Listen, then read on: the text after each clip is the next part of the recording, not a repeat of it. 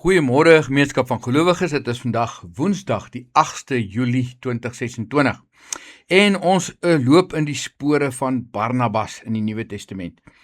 Nou interessant, Barnabas word gereeld die bemoediger genoem en vandag se gedeelte so 'n bietjie baie daarvan om te sien hoe hulle hom gebruik het. Nou die gedeelte waaruit ons lees is Handelinge 11 vers 19 tot 24 en dit klink so: Deur die vervolging wat na Stefanus se dood ontstaan het, is die gelowiges uitmekaar gejaag. Party van hulle het na Fenisië, Siprus en Antiochië toe gegaan, maar hulle het die woord aan niemand anders as net aan Jode verkondig nie. Onder die vlugtelinge was daar sekere mense wat van Siprus en Sirene afkomstig was en wat in Antiochië gekom en daar ook aan die Grieksprekendes die evangelie dat Jesus die Here is, verkondig het. Die Here het die gelowiges gehelp, sodat daar baie mense tot geloof gekom en hulle tot die Here bekeer het. Die berig hieroor het die gemeente in Jerusalem bereik en hulle het vir Barnabas na Antiochië toegestuur. Toe hy daar kom, was hy bly om te sien hoe God in sy genade onder hulle gewerk het en hy het hulle almal aangespoor om met hart en siel aan die Here getrou te bly. Barnabas was 'n goeie man, vol van die Heilige Gees en met 'n vaste geloof. 'n aansienlike groep mense is tot geloof in die Here gebring.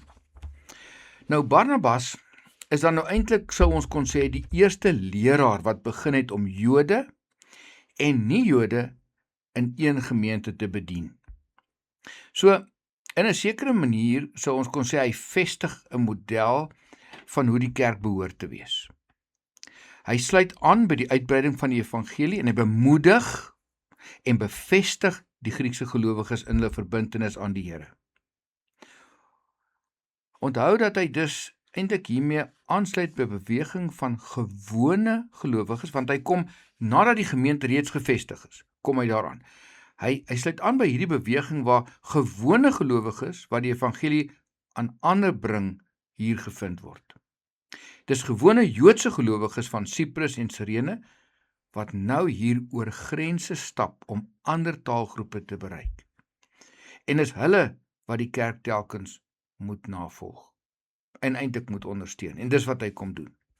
Dit nooi ons ook uit om deel te word van die rimpel-effek van hierdie gebeure, wat eintlik steeds oor die wêreld heen sigbaar is, daar waar grense van kultuur en taal en met die evangelie van Jesus Christus oorgesteek word. En ons kan eintlik vir Barnabas navolg in die bemeestering van geestelike gewoonte van bemoediging. Nou, hoe werk dit? Dit beteken dat ons moet luister na mense en hulle praat nie almal Afrikaans nie en hulle lyk nie almal soos ons nie, maar hulle lewe saam met ons, hulle werk saam met ons, hulle speel saam met ons. Hulle gaan saam met jou kinders skool toe. Hulle sit saam met jou op universiteit, in jou kantoor. En dis mense soos ek en jy.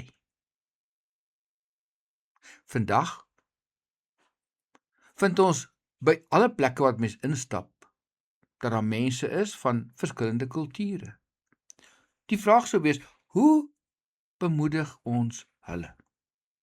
Sê jy ooit sommer vir iemand wat jou ergens help met iets, of jou bedien met iets, of saam met wie jy werk, God bless you, be blessed, of selfs as jy naby aan so 'n persoon gekom het, kan ek saam met jou bid? En dan sou jy dit stamelend doen in 'n taal wat nie noodwendig jou eie is nie, dan bemoedig jy iemand in sy of haar geloof. En dis wat Barnabas doen. Hy word gestuur om waar mense reeds, gewone mense, mekaar in geloof ondersteun het, te kom bevestig, te kom sê, dit wat julle doen is reg. En dalk moet ons dit ook meer doen.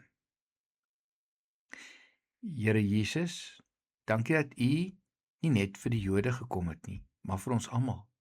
Selfs vir ons wat hier in Suid-Afrika woon en 11 landstale het. En waar ons nie almal dieselfde lyk of is nie.